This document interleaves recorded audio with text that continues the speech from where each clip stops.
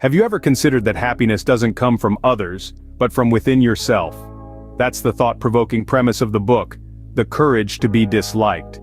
Penned by the brilliant minds of Ichiro Kishimi and Fumitake Koga, this book ventures into the liberating idea of breaking free from societal expectations and discovering the joy that lies within ourselves.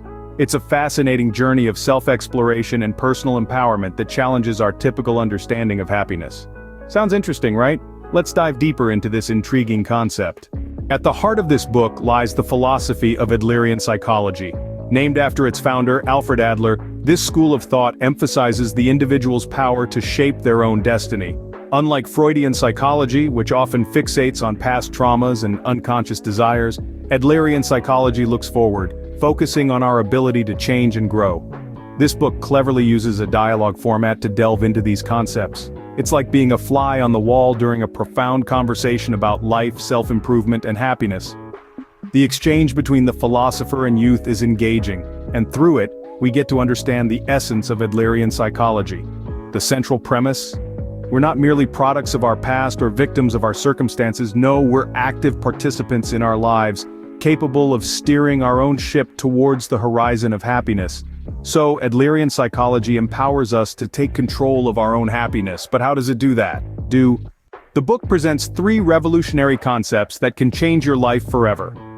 Let's delve into these ideas that have the potential to redefine our perspectives and paradigms.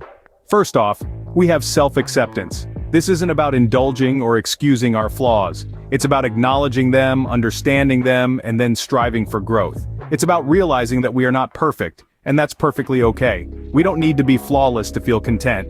We just need to be authentic, to be true to ourselves, and to embrace who we are. We don't have to live up to anyone else's standards but our own. Next, we move on to the separation of tasks. This concept urges us to understand what's within our control and what's not. We are responsible for our actions, our feelings, our thoughts, but we cannot control how others react to us or think about us. It's about understanding that we can't please everyone, and we don't have to. Once we grasp this, we can focus our energy on what truly matters, and that's our own journey.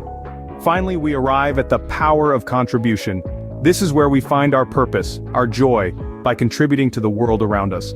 It's not about grand gestures or monumental achievements, it's about small acts of kindness, about making a difference in our own little ways. It's about realizing that we are part of a larger world, and our happiness is intertwined with the happiness of others. These concepts empower individuals to find happiness within themselves, regardless of societal expectations or external circumstances. It's about shifting our focus inward, about finding contentment in who we are, in what we do, and in how we contribute. It's about realizing that happiness is a personal journey, one that we navigate on our own terms. By applying these concepts, we can all find the courage to be disliked and the freedom to be happy. Now you may be wondering, how can I apply these concepts in my own life? Well, let's break it down. First, self-acceptance. This is the bedrock of a contented life. It's about acknowledging who you are, warts and all, and saying, I am enough. It doesn't mean you stop growing or improving, but it does mean you stop the self-blame game. You can start practicing this by taking a few moments each day to reflect on your strengths and remind yourself that it's okay to be imperfect. Next, the separation of tasks. It's about recognizing what's in your control and what's not. It's about understanding that you can't control how others feel or behave, but you can control your own actions and reactions. So instead of stressing over things out of your control, focus on what you can do and do it well. Lastly, the power of contribution. Start small. Hold a door open for someone, help a neighbor, volunteer at a local charity. These actions, while seemingly insignificant, can make a world of difference to someone else and give you a sense of purpose. These are just the tips of the iceberg. I encourage you to dive deeper into the book, The Courage to be Disliked, for a more comprehensive understanding of these concepts. And remember, it's not about being disliked by others, but about having the courage to live authentically, even if it means facing disapproval. Remember, the courage to be disliked is the courage to be happy. So why not take the first step towards your happiness today?